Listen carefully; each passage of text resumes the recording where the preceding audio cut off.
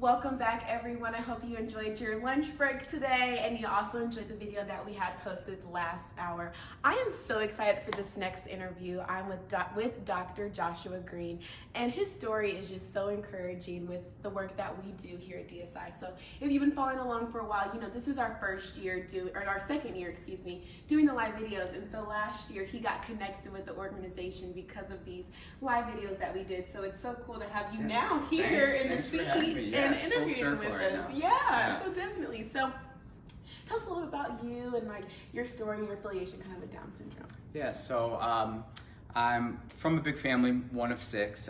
Grew up actually in Cleveland.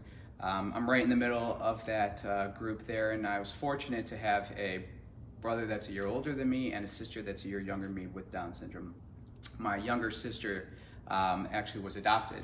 I believe I was around 2 or 3 years old there, but you know, it really just became kind of an identity a lot for our family growing up. My mother and father were both very involved with special needs, you know, throughout both work and just outside social activities, and it was just kind of an identity for my siblings and I. And you know, as time went on, I ended up actually coming to Indiana here for undergrad. Went to medical school in Chicago and then further training in Michigan. Made my way back over here. My wife is from here originally, and you know, I always knew that I wanted to, you know, try to give back to the community in several different ways. And once I had the platform through work to further expand on that, I, you know, started to look into different things and came across this organization and contacted Lisa Wells, who really was able to facilitate everything. And we've been fortunate in my surgical practice to have a volunteer, Emily from Anderson, Indiana, who with Down syndrome, 19 years old, actually her birthday is coming up, who's been volunteering with us, and it's just been a great experience for myself, the office, and I believe Emily as well. That's awesome. That's so awesome. Going back to your siblings, what impact has that had on you as an individual, having not one, but 2 siblings with Down syndrome? Yeah. I mean, it's funny because for, I think, a lot of siblings of kids with special needs in general, but you know, in my situation with Down syndrome, a lot of the impact is just something that's been passively passed on. We don't really consciously think about it until we have these scenarios.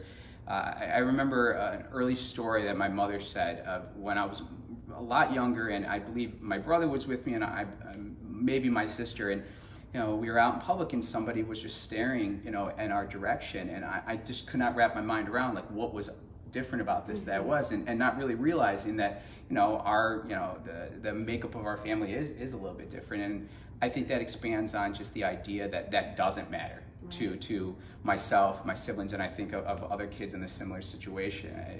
It's an overall acceptance that is really ingrained into your, you know, DNA very early on, and not only with that acceptance, but really just an appreciation for all types of individuals. And I whether it's inevitably or actively thought of, I believe that my family included, everyone really picks professions and vocations that are really at giving back to some type of service in one way or another. And I really think that it just goes into those values that you've, you know, developed, and a lot of it was just natural, just as growing up. Yeah, and I think myself as being a sibling of someone who has Down syndrome, oftentimes I think we're kind of forgotten about a little bit. So what advice would you give to a sibling of an individual with Down syndrome? How to navigate that, how to deal with those stares and snickers and all of that? What advice would you give them?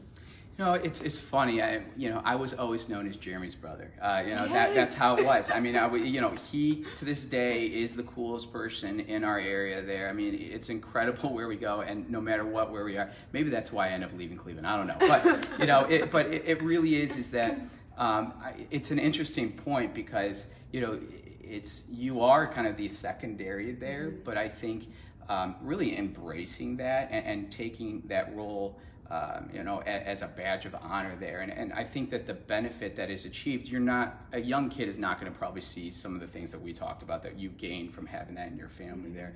But early on, I think it's like anything else. You could have a sibling that is the star athlete, or the middle child, like myself. You're always going to be vying for that attention there, and I think that just kind of having everyone try to keep the same amount of attention and just really embracing the dichotomy of the family is really all you could ask for. Yeah. So tell us a little bit more about Emily, like her dynamics as working with you all as a volunteer. So Emily has just been an absolute blessing. So Emily, as I mentioned, I contacted Lisa Wells, and I met with her. I explained to her kind of what I was looking for and the dynamics of our practice and what the clinic flow is. And the goal is that knowing, from just my siblings, finding the right match is tough, and really identifying characteristics that the individual has that is able to facilitate different jobs is always a work in progress there. And so I spent a long time trying to think of how best to describe what we would want of that. And it was, Lisa who got us in touch with Emily. And so Emily comes by every Wednesday and has a whole list of tasks. And that is all kudos to my office manager and everyone else there. They have a set of tasks that are thought of throughout the week there and are really the heroes behind all of that. They're the ones that are with her, helping, with her, organizing and facilitating that. And really, while she gets, I think, some, just excitement and happiness of being part of that community, our office, I think, with every month, just really appreciates and really falls more in love with her as time goes on, just of her excitement, her spunk. We celebrated her birthday actually yesterday in the office, and at one point, just, she's sitting there and she says, this is the best birthday ever. No one said anything to her, and, everyone in the office at different times from yesterday to today were talking about just what that meant to them, because it really was just something as simple as that. And we serve a lot of people just in, being a surgical practice.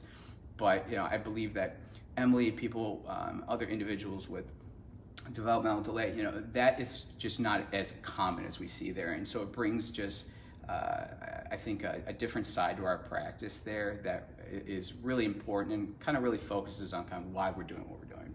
That's awesome. That's awesome. Well, thank you so much for your time today. We're going to definitely share your information so people could maybe venture over to Anderson if they want to see some of your services. But this is our call to action. This hour is all for the siblings. So we want all of our siblings. We're going to rally together and we're going to donate to Down Syndrome Indiana. I'm going to start and I'm going to give my donation, and I will post the link so you guys can see that I did my donation. But I'm calling all the siblings together here in the state of Indiana to make your donation during this hour. Make sure you use our hashtag DSI Day of Giving. It's a mouthful, I know. And DSI WDSD. Thank you all so much. Thank you so much for your time, Dr. Greene, and we will see you all later.